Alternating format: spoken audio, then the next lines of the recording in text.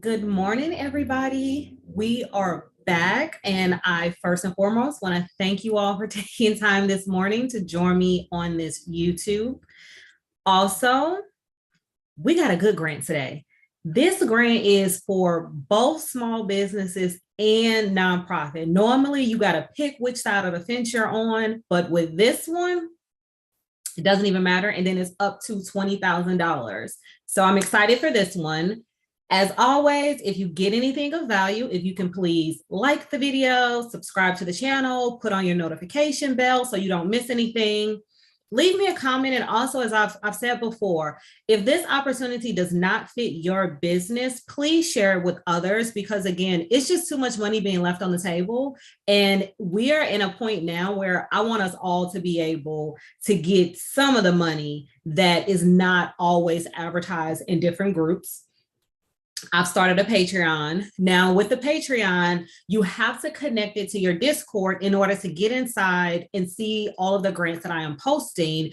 And I'll post grants that I am not able to do a walkthrough for because I just don't have the capacity to do all of those. Monthly subscription, you can cancel at any time. So if you get in there, you look at the grants and you say, this isn't for me, totally understand. It's also another way to support the channel, which then allows me to continue to provide these free resources for individuals and for you to be able to get access to the grants. Also, I am now offering consultation services. I will put links to all of this stuff in the description box. I'll do the link for the Patreon on the chat now. And then also the link if you would like to book a consultation. Quickly, I'm going to go through the Discord, so share my screen so you'll be able to see some of the different grant opportunities that are in there, or essentially how it's set up.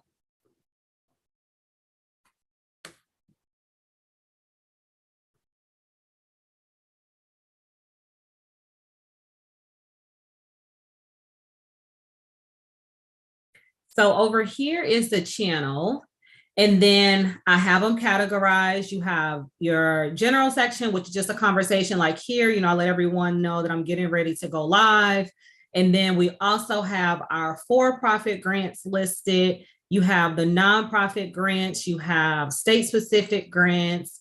And then I have the YouTube stuff. I post that in here. So whenever I post a video, I put it inside of the Discord first. And then international grants, if you are someone that is not located in the United States, there's opportunities in there as well. There is a small business grant playlist on the channel. So with this grant that we're about to discuss, there should be 4 to 5 other grant opportunities that have not reached their closing date. They're going to close in May. So definitely, if you're here now looking at this video, go to the channel, look for the small business grant playlist, and look at some of those other opportunities as well, if this one is not applicable to you and your business. So before I get started, let me just go ahead and put the 2 links inside of the chat.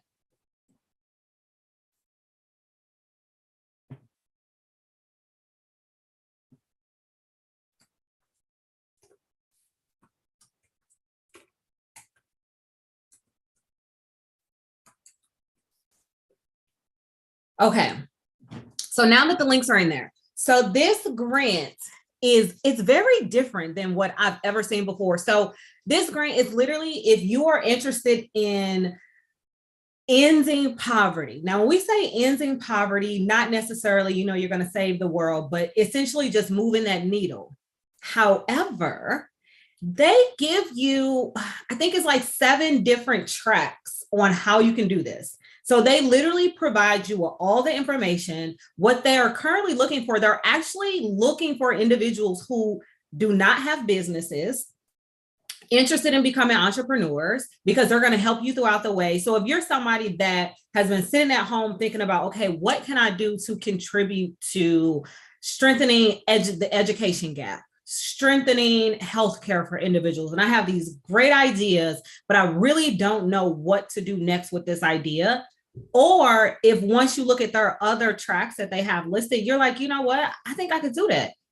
I would recommend reaching out and applying for this. This is a global opportunity. So no matter where you are in the world, as with the last grant that I just did last week, you are eligible to apply for this grant. Also, they made it very clear that yes, your application needs to be submitted in English. They made it very, very clear that grammar does not matter. What they're looking for is, can I understand what you're saying and can I understand your idea? So if you are someone where English is not your first language and you're concerned that, well, my sentence structure is not going to be correct, they are already aware that if English is not your first language, you're applying from a country that is not inside of the US where English isn't that first language, they're okay with that. So they are literally just trying to get more individuals and more people in this space to move the needle when we're thinking about poverty. Important dates. So they have several dates for you to apply. The early bird, as they call it. So the first to apply would be May the 15th. That is only if you want to be in that early bird rounds and you don't want to apply during the regular piece. The regular date would be June the 5th. They even allow an extension, and you would have to email them and say, hey, I'm still trying to get my steps together. And then that deadline is June the 26th.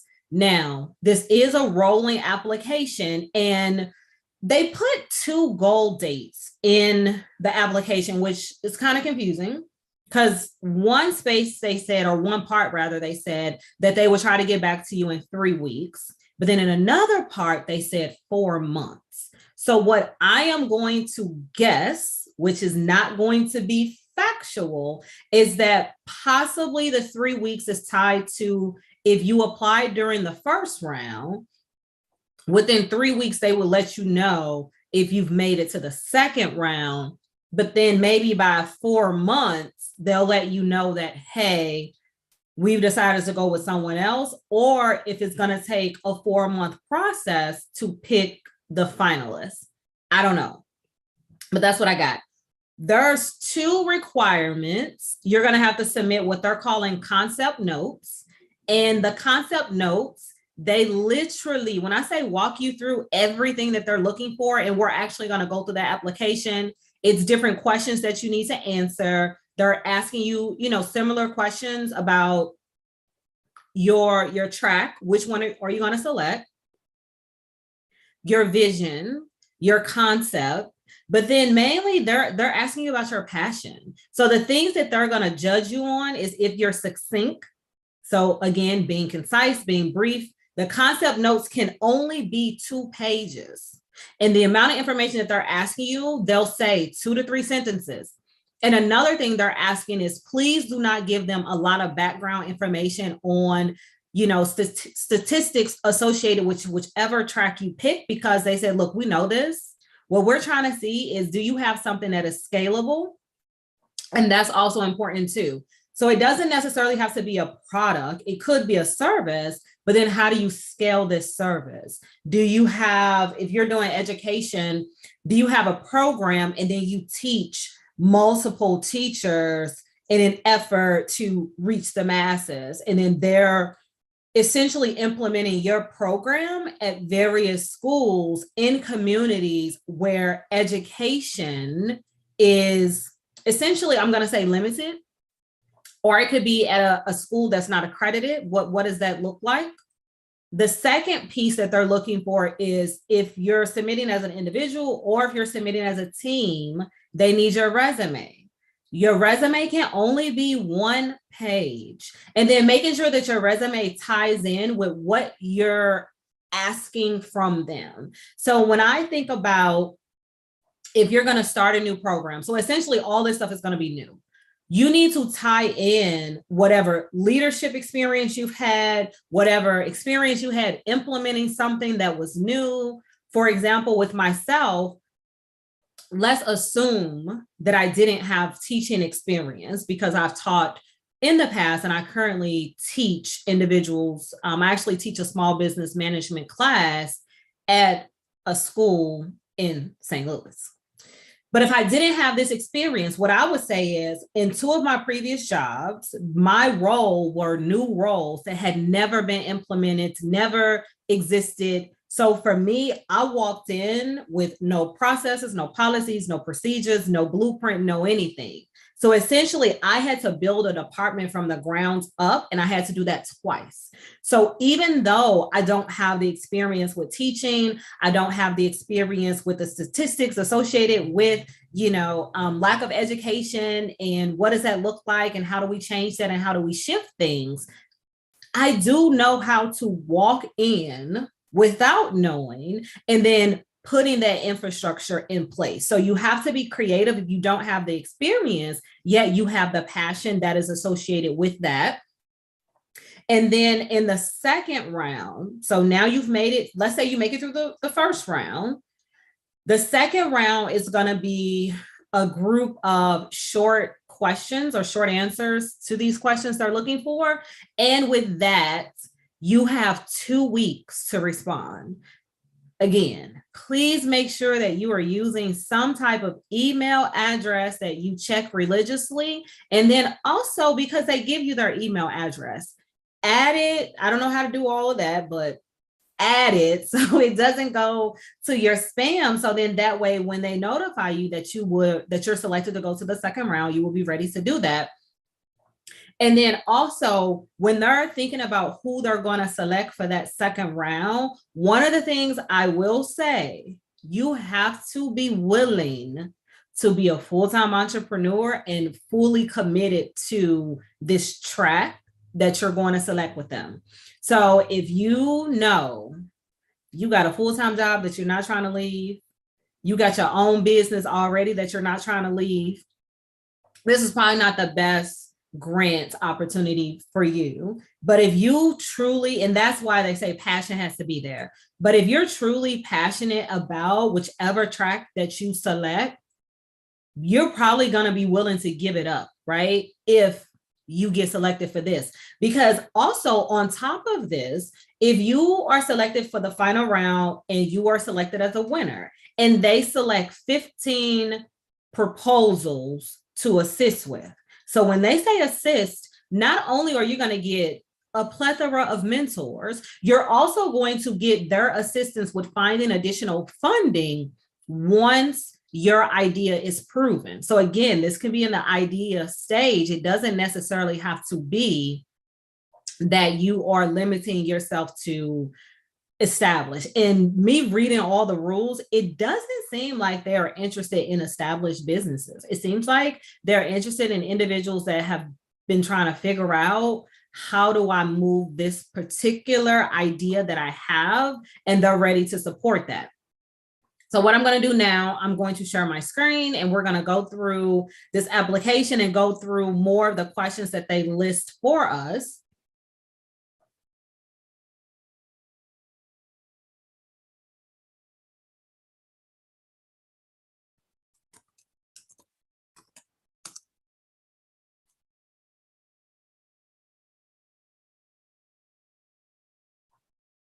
Okay. So it's d-prize.org. And then again, it's seed capital to start a new organization that addresses poverty challenges. As we discussed, there are several different challenges, tracks, etc. So we have 1, 2, 3, 4, 5, 6, 7. So 7 different tracks, but then also the custom track. However, if it's a custom track, they're going to ask for additional information from you. You're going to have a website created so they can really see what is going on. And you're also going to have to provide research to them that you've done, because in here, they provide you with the research. So let's say that we select education, but you see that any of them that you select, these are the different research that they've done. And then you would pick. So this one is immunization. So that if you're like, you know what, I want to focus on that. If you want to focus on maternal health challenge, so then you're going to talk about maternal health and those types of areas. But if we look at education, this one is teaching at the right level challenge. And I'm going to click on that. But I just want you all to see that they provide you with so much information to essentially hold your hand through this process that unless this isn't a passion of yours, this is going to be a pretty easy application, because essentially you're limited to 3 pages if it's just you, right? You get 2 pages to answer their questions. 1 page is going to be your resume. So let's go back to the education challenge.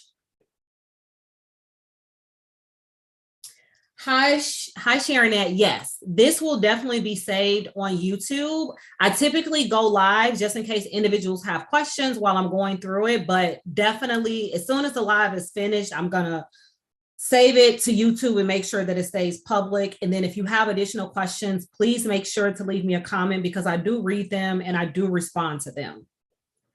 Okay, so teaching at the right level. So this is this challenge, and all of the challenges are outlined this way. So you can go through and say, okay, does this seem like something that I'm interested in? And do I want to take the time to submit an application for this one? I will also tell you that you cannot submit any changes. Once you submit your proposal to them, even if it's before the early bird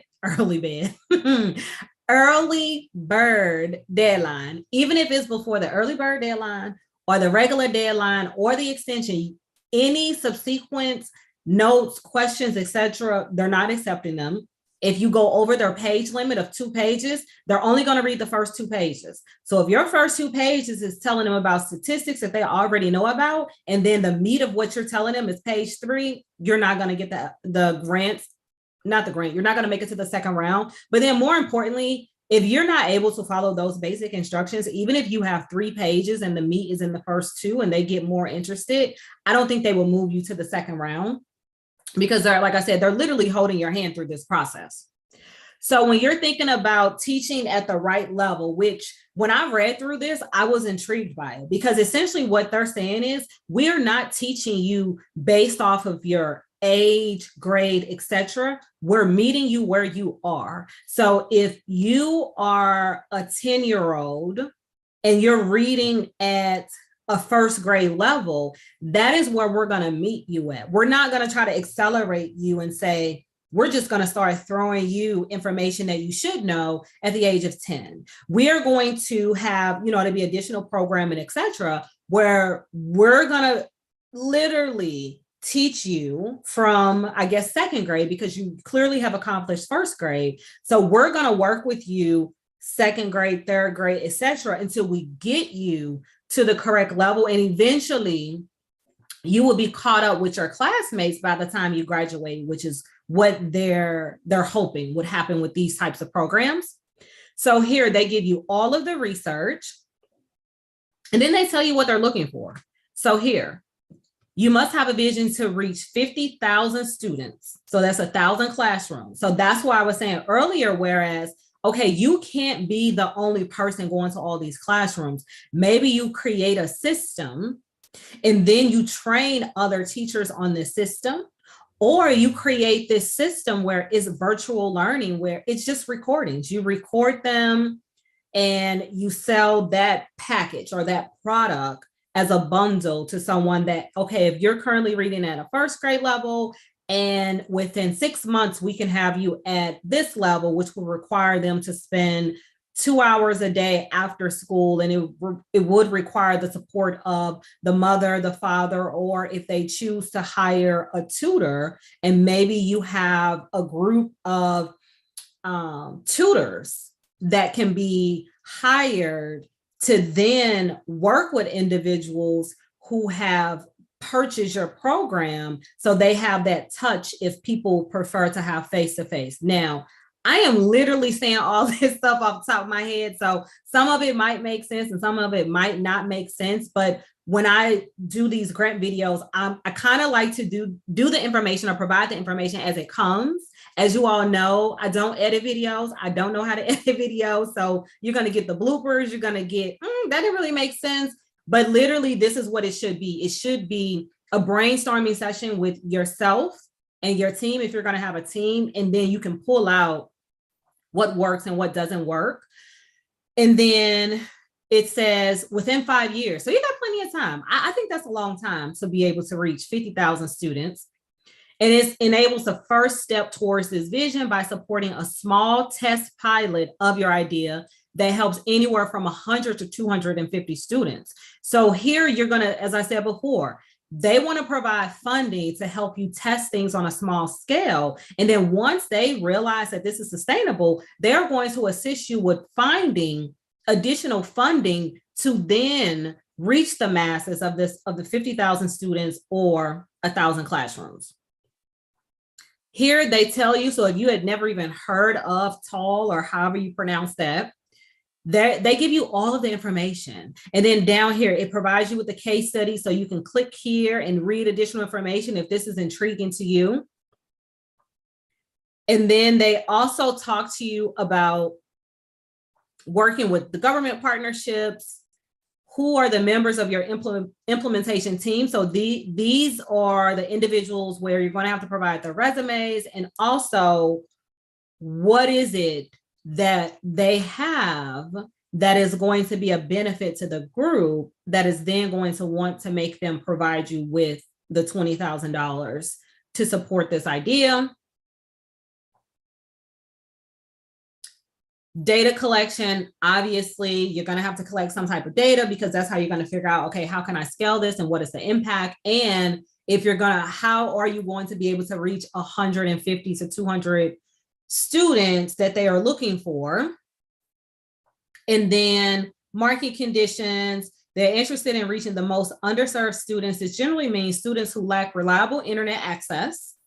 And then we recommend your idea tailor itself to these students and avoid plans that require stable internet access. So with that, thinking about if you had a program that's, not necessarily needing the internet to utilize this program, where it's books that are sent out. And like I said, you send out the books, or it could be some type of DVD, those types of programmings that you can send out instead of sending them to the internet, but then having that human piece of, we have this many tutors across the country, or making it specific to one community and one region, which will be the recommendation, because again, they want you to be able to help a specific community. And then once you become scalable with their assistance, then you would try to go more global. But if you come in initially going global, I don't think that you would be selected, only because they are looking for someone that is really just honed in on, this is my region. So for myself, when I think about St. Louis and me growing up in Walnut Park, even a friend of mine, we were having a conversation about additional funding that has been pushed out or going to be pushed out into the community. The first thing that went into my head is, man, I hope they send some money to Walnut Park, because that is on the north side, that community, I feel, is not focused on when we think about North St. Louis. Walnut Park is just not a part of that conversation. So where you are currently located at, making sure that it's specific to that, because then you will be able to reach the 150 to 200, and then maybe, scale it out within your state. Since this is a global opportunity, there will be other countries that are probably going to be focusing on their country as well. So once you decide, okay, I want to do education, then we're going to look at the application, which a lot of this stuff we've already talked about, where they tell you, the submission dates, the deadlines, extension deadline limited to people who register. So making sure that you register in case you do need the extension. And then here's their email address. Like I said, making sure that you add them so it doesn't go to your spam. But even still, it's technology. Just check your spam. Who should apply? We've discussed that. Essentially, your ambition, you can imagine yourself being successful. And then this is where I said here, how you would transition into a full-time founder.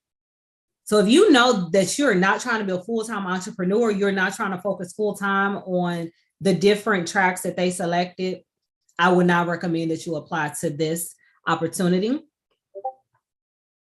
It's eligible to anybody. The only restriction is if you're a judge, your family nor you can apply for this opportunity. Like I said here, they only want to understand your idea. So English does not have to be your first language. Grammar doesn't matter. So let's get into the packet because all of this we've discussed.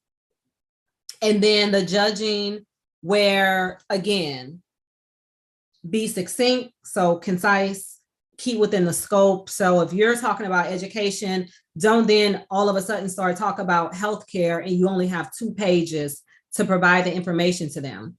So let's talk about the concept notes. So how does your new organization or venture idea improve distribution of your selected intervention? Again, this is going to be for new entrepreneurs. And what I recommend is, since they have already given you the background information, tie whatever your idea is to that information. And then from there, you would be able to catapult your idea and how you're going to improve distribution because you're tying it back to what they already know. But again, do not give them a history lesson because they're already aware of that. So then, as always, what are the main barriers that currently prevent people? And they even give you an example. Common barriers to products might be high upfront costs. So when you're thinking about high upfront costs, how do you limit that barrier? It becomes scalable, right? You're in a position to order more. You're in a position where you can lower your price point because with your vendor, instead of ordering 100 and it's costing you $50, you can now order 10,000 and it's costing you $20 because of the volume that's associated with it. So thinking through the other than, financial barriers, but they've already said, access to internet is definitely a barrier when you're thinking about education. And I always now think about when COVID first happened and so many homes did not have access to stable internet. So you have, students where, okay, we're going to do virtual learning, but wait, I can't even do virtual learning. And then even with the government funding, it took nearly 6 months for every student to get a laptop. So imagine how behind those students got because they're just sitting at home, not learning. Their parents are working. And then, we have paper, but my classmates are able to sit in front of their computer and talk to the teacher. And I'm not able to just because I live in a community or I live in a household where we're not able to afford the internet. Or like I said, in the community, we don't have proper towers for us to have access to internet. And then what is the most fundamental part of your new organization that you need to prove will work during this pilot? So like they said, they think the purpose is to test the fundamentals and then the basis of your value proposition on a small scale. So again, what are some of the items that you think you will need to prove? And I think you will need to prove impact and that is going to work. Again, we're talking about that 10-year-old that's reading at a first grade level. If by the end of your pilot, he or she is reading at a second grade level, the concept is proven that it works. Now we need to figure out how to scale this where maybe it doesn't take a year to get this individual to second grade. We can scale it down to 3 months or 6 months. And now it's going to be a faster process to get him or her aligned with their classmates. And then the impact. So it looks like they're looking for data. So they say, the percentage.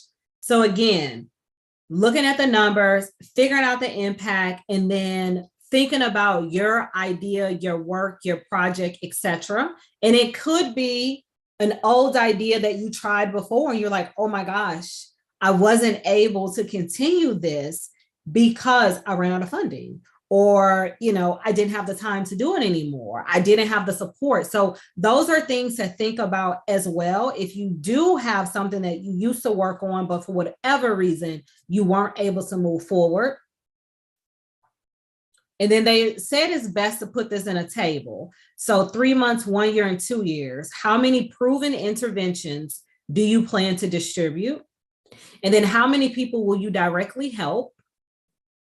Again, at a minimum, you got to help the amount of individuals or students that they listed, which I believe was 150 to 200 is that number. So if you're not going to be able to impact that number, then I don't think you would move to the second round either. And then again, how much money you think you would need. And then what are the 3 to 5 major expenses that are going to be expected with this funding? And then 1 sentence, okay? Summarizing your long-term vision for the new organization you will launch. And when you think about 1 sentence questions, it needs to be impactful. And I think, because I think in a Facebook group, it was a question, and my answer to that was find grants for entrepreneurs or find money, because one of them was 2 words. And I got a lot of traction from that, because I could have said, I want to assist entrepreneurs with getting access to capital to help them scale and strengthen their business. That's 1 sentence. But if I say find grants for entrepreneurs or find money for entrepreneurs or free money, that's going to grab your attention so quickly. You're going to want to have additional information on how can you help me. So really think about it. Yes, 1 sentence, but please do not do a run-on sentence. Who is your team? Again, name, job title, responsibilities, what they're going to do, their location during the pilot, any other professional commitments that they have, because they really want people that can give probably more than 100% to this project, especially since they're going to be providing $20,000 to a nonprofit or a for-profit. So this, again, like I said, this one is new. Normally it's, either or. Resumes, 1 page per person. Again, make it impactful, highlight things. Make sure that you're not listing tasks. So don't say, assisted with helping students reach grade age reading or something like that, right? You're going to want to say instead, increased the number of students who weren't reading at their grade level by 70%. Because now I'm seeing the impact. You literally just told me the 2 sentences, exact same thing, but now I'm figuring out the impact. Like, man, you increased that by 70%, increase them to be able to read at their level by 70%. I need this person on my team because we're currently at 20%. And I would love to have that impact where people are now reading at grade level. 70% of the students are now reading at grade level versus 30%. And then this is if you're going to do a custom challenge, which if you have an idea outside of what they've already listed, go for it. But then they do ask for this additional information from you if you're going to do that. And then here it is. Make sure it's a PDF. 4 megabytes each. Now, I'm not a tech person. I don't know how much 4 megabytes are, but when you put everything in your folder, it'll tell you the size. So make sure the size does not add over 4 megabytes. And again, English doesn't have to be your first language, etc. So with that, I think that is all that we have here. If there are not any questions, like I said, like the video if you got anything of value, subscribe to the channel, leave a comment, share. I forget what else. YouTube had, got all these things, but I will definitely try to put more grant videos out and additional videos that are just not specific to grants and more specific to your business as well. So again, thank you for taking the time to sit with me this morning and go through this grant. And I hope you all enjoy the rest of your day.